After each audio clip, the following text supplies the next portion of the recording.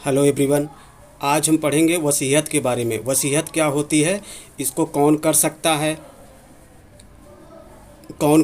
है, कब करना चाहिए, किन चीज़ों की वसीयत आप कर सकते हैं, वसीयत का फॉर्मेट क्या होता है, वसीयत का रजिस्ट्रेशन करवाना ज़रूरी है या नहीं ज़रूरी, कैसे करें, वसीयत के गवाह की ज़रूरत होती है कि नहीं। तो आज हम इन सब टॉपिक के बारे में पढ़ेंगे कि वसीयत क्या होती है और इसको कैसे करना चाहिए और क्यों करना चाहिए, करने के लिए क्या क्या चीज़ें आवश्यक होती है। तो वसीयत क्या होती है, तो अपनी मृत्यु के पश्चात अपनी संपत्ति के न्यायगमन के संबंध में वसीयतकर्ता की अंतिम इच्छा को वसीयत कहा जाता है। जैसे कोई व्यक्ति है, अपनी मृत्यु के बाद अपनी संपत्ति को बंटवारा कैसे करना चाहता है, वो लिख करके लिखता है या अंतिम इच्छा बताता है, तो उसे वसीयत कहा जाता है अपनी। लेकिन वो मृत्यु के बाद वसीयत लागू होती है। तो जैसे भाई कोई व्यक्ति है, अगर कोई व्यक्ति चाहता है कि उसके मरने के बाद उसकी संपत्ति जो है उसके अनुसार बंटवारा हो, तो जिस तरह वो चाहता है उस तरह का बंटवारा हो, तो वो किसी कागज़ में लिख देता है, तो वो संपत्ति उसी के अनुसार बंटवारा उसका होता है, तो उसे वसीयत कहते हैं। तो वसीयत का कोई फॉर्मेट होता नहीं है, मतलब उसका कोई फॉर्मेट नहीं होता, एक प्रोफार्मा होता नहीं है कि उसी तरह हो। बस उस जिसमें लिखा गया है उससे ये पता चले कि ये उसकी इच्छा पत्र है, ये वसीयत है, तो उसे वसीयत मान लिया जाता है। तो वसीयत कौन कर सकता है, तो वसीयत कोई भी कर सकता है जो 18 साल का ऊपर का हो, जिसकी अपनी खुद की संपत्ति है, उसके नाम जितनी भी संपत्ति होती है, चाहे चल हो चाहे अचल हो, चाहे भाई एफडी हो, चाहे ज़मीन हो, मकान हो, किसी भी चीज़ का वसीयत किया जा सकता है। और वो 18 साल का ऊपर होना चाहिए और साउंड माइंड का नहीं होना चाहिए, मतलब वो साउंड माइंड का, स्वस्थ चित्त का होना चाहिए। तो वो दिमाग से कमज़ोर नहीं होना चाहिए, पागल नहीं होना चाहिए और 18 साल के ऊपर होना चाहिए। तो कोई भी व्यक्ति वसीयत कर सकता है, लेकिन वो किसी धोखे में नहीं करना होना चाहिए। कब करना चाहिए वसीयत, तो जैसे वसीयत जनरली हमें 50 साल के वो एज पे होने पे कर देना चाहिए, या कोई व्यक्ति अगर नौकरी करता है तो रिटायर होने के बाद वसीयत कर देना चाहिए, या कोई व्यक्ति कोई ऐसा है जो किसी बीमारी से पीड़ित है, जो खतरनाक बीमारी से अगर कोई पीड़ित है, तो उसे अपने जीवन का डर है, तो अब उसे जल्द से जल्द वसीयत कर देना चाहिए। और किन चीज़ों का वसीयत करना चाहिए, तो वसीयत करने के लिए भाई आपके पास जितनी भी संपत्ति है, चाहे चल हो चाहे अचल हो, कोई भी संपत्ति हो, आप अपने अनुसार जैसा बंटवारा करना चाहते हैं तो कर सकते हैं। और वसीयत में आप अपनी संपत्ति किसी को भी, चाहे वो आपके घर का मेंबर हो, आपका दोस्त हो या आपका पड़ोसी हो, आप किसी के नाम भी वसीयत कर सकते हैं। उसी के अनुसार आपके मरने के बाद आपकी संपत्ति का बंटवारा होगा। कैसे करना चाहिए, तो वसीयत को कैसे करना चाहिए, तो वसीयत को करने के लिए क्या होता है कि आप उसका कोई फॉर्मेट तो होता नहीं है, किसी भी फॉर्मेट में आप एक सादे कागज़ में भी अगर लिख देंगे तो वसीयत मानी जाती है। लेकिन सादे कागज़ में आप लिख दीजिए, लेकिन उसमें ये पूरा दिखा दीजिए कि जैसे मान लीजिए एक बड़ा मकान है, कोई मकान है, तो आप मकान का एक हिस्सा किसी दूसरे को देना चाहते हैं, दूसरा वाला हिस्सा किसी दूसरे को देना चाहते हैं। तो जिस हिस्से को आप दूसरे को देना चाहते हैं, मान लीजिए 2 मकान है, मान लीजिए एक मकान इधर है एक मकान इधर है, तो अगर दूसरे वालों को यह मकान देना चाहते हैं तो पूरा क्लियर रूप से दिखा दीजिए उसको कि ये मकान मैं इन्हीं को देना चाहता हूँ। उसको किसी तरह से ऐसे देखो जिसको वसीयत को पढ़ने से तुरंत पता चल जाए कि ये मकान इन्हीं को देना चाहते हैं, क्योंकि अगर वसीयत में कोई ना कोई कमी रहेगी तो उससे झगड़ा होने का डर रहता है। भाई वसीयत अगर सही से नहीं लिखी जाएगी तो जब बंटवारा होगा तो उत्तराधिकार में झगड़ा होने का डर रहता है। तो इसीलिए वसीयत को बिल्कुल क्लियर लिखा होना चाहिए। और दूसरे, अगर आपकी किसी देनदारियां हैं, भाई किसी से आपने अगर कुछ लिया हुआ है, तो अगर आपको उस लौटाना चाहते हैं तो किस जायदाद किस ज़मीन से उसको लौटाना चाहते हैं, वो भी क्लियर रूप से वसीयत में लिख देना चाहिए। या आपको लेनदारियां हैं, आपको किसी से पैसा लेना है, तो उस पैसे को लेकर आप किसको देना चाहते हैं, ये सब वसीयत में लिख देना चाहिए। क्योंकि वसीयत में पूरी तरह से क्लियर लिखने से ये होता है कि बाद में आगे चल कर के उनमें आपस में जो उनके उत्तराधिकार होते हैं, जिनमें बंटवारा होता है, अगर क्लियरिटी नहीं रहेगी वसीयत लिखने में, तो वो बाद में दिक्कत वाला बात हो जाती है। फिर बाद में कोर्ट कचहरी का चक्कर हो सकता है। भाई जिसके पक्ष में होगा वो तो खुश हो जाएगा, और जिसके विपक्ष में हो जाएगा अगर वो, तो फिर वो तो कोर्ट कचहरी जाएगा। तो इसलिए कोई भी संपत्ति हो, उसको संपत्ति हो, मान लीजिए ज़्यादा घर का मकान बड़ा है तो मकान को उसको अलग अलग कलर में कर करके हर संपत्ति को एक निश्चित रूप से बंटवारा कर देना चाहिए। और जो जितना आपके पास अचल संपत्ति है, चल संपत्ति है, सबका बैलेंस शीट बना करके जितना रुपए जिनको देना चाहते हैं उन सबको दे देना चाहिए। वसीयत का बता दिया कि वसीयत का कोई फॉर्मेट नहीं होता है, और वसीयत जिसके नाम होता है उसका एक नाम, पिता का नाम और उनसे रिलेशन, ये सब क्लियर रूप में लिखा होना चाहिए। क्योंकि इससे ये दिक्कत हो जाएगी, एक नाम से अगर दो लोग हैं तब दिक्कत हो सकती है। तो पूरी तरह से एकदम क्लियर होना चाहिए।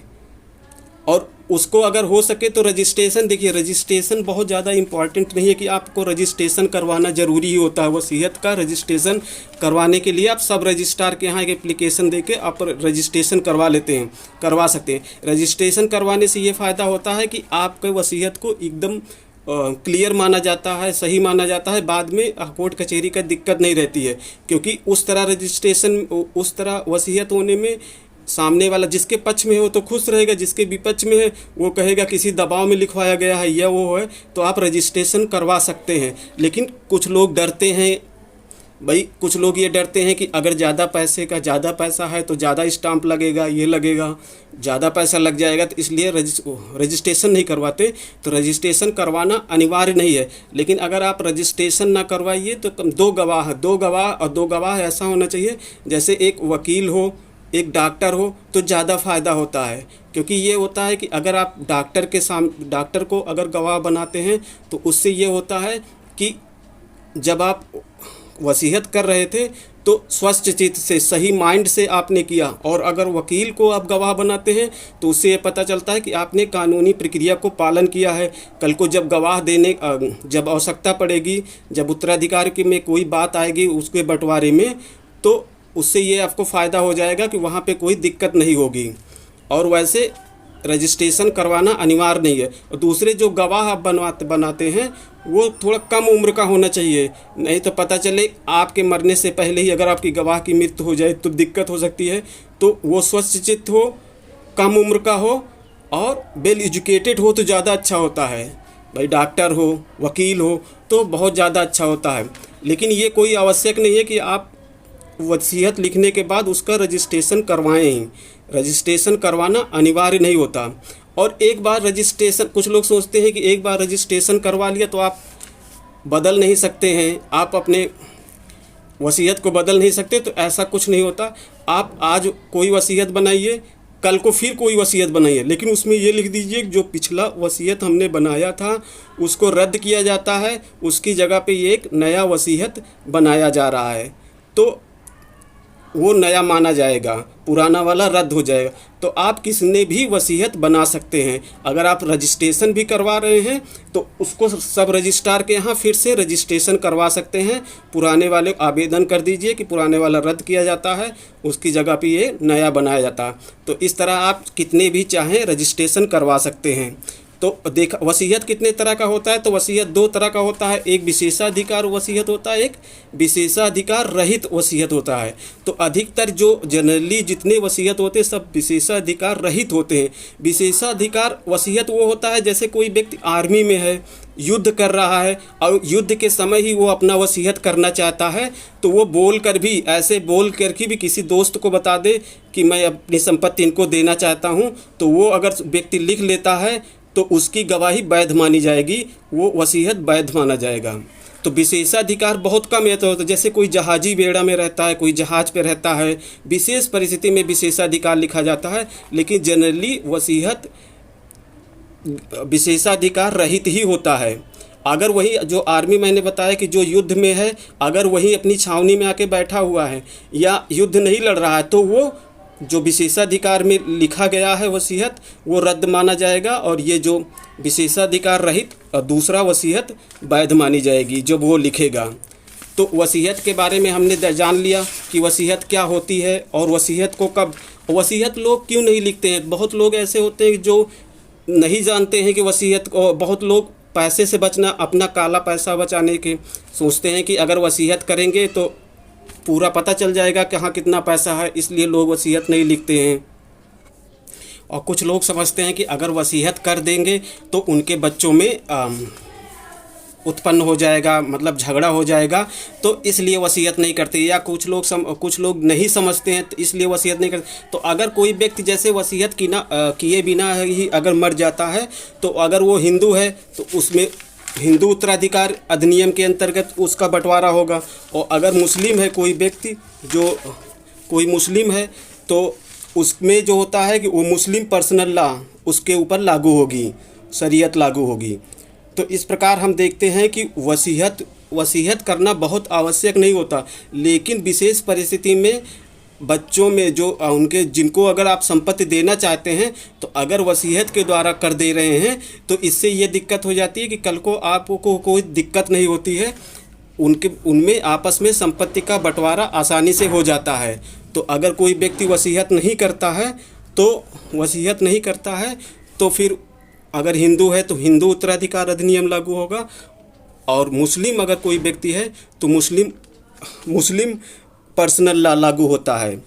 तो इस प्रकार हम देखते हैं कि वसीयत करना बहुत आवश्यक नहीं होता, लेकिन विशेष परिस्थिति में किसी कॉन्फ्लिक्ट से बचने के लिए, किसी आपसी मतभेद से बचने के लिए वसीयत कर देना आवश्यक होता है। वसीयत कर देने से ये फ़ायदा होता है कि आपकी संपत्ति में जो आपकी मृत्यु के बाद अगर कोई बंटवारा होता है तो उसमें कोई झगड़ा नहीं होता है। लेकिन वसीयत करने में सबसे ज़्यादा इम्पॉर्टेंट ये चीज़ ये ध्यान रखना चाहिए कि वसीयत पूरी क्लियर रूप से होनी चाहिए। आपकी जितनी देनदारियाँ हैं, लेनदारियाँ हैं, हर चीज़ को क्लियर रूप से दिखाना चाहिए। आप जिस संपत्ति को जिस व्यक्ति को देना चाहते हैं उनका पूरा नाम पता साफ साफ लिखा होना चाहिए। नहीं तो बाद में ये दिक्कत हो जाती है कि वो संपत्ति उनके नाम पे सही से अगर दिखाया नहीं गया है तो ये दिक्कत हो जाती है, कौन संपत्ति उनको देना चाह रहे हैं, कौन संपत्ति उनको। तो वसीयत लिखने में सबसे ज़्यादा यही आप ध्यान दीजिए कि वसीयत लिखते समय ये विशेष ध्यान रखिए कि आप अपनी संपत्ति का जो बंटवारा कर रहे हैं वो पूरी तरह से क्लियर होने चाहिए। आने जाने का मतलब एक जनरली जैसा रूल होना चाहिए कि बाद में कोई दिक्कत ना हो, ये सब सावधानी रखना चाहिए। तो इस प्रकार आपने देखा कि वसीयत क्या होती है और वसीयत कौन कर सकता है और कब करना चाहिए और क्यों करना चाहिए। तो वसीयत से संबंधित सारी बातें आपने जान ली हुई। अब अगली वीडियो में मिलते हैं। अगली वीडियो में हम बताएंगे हिंदू उत्तराधिकार अधिनियम के अंतर्गत एक हिंदू अगर पुरुष है, अगर उसकी मृत्यु होती है तो अगर उसने वसीयत नहीं की है तो उसकी संपत्ति का बंटवारा कैसे होगा। धन्यवाद।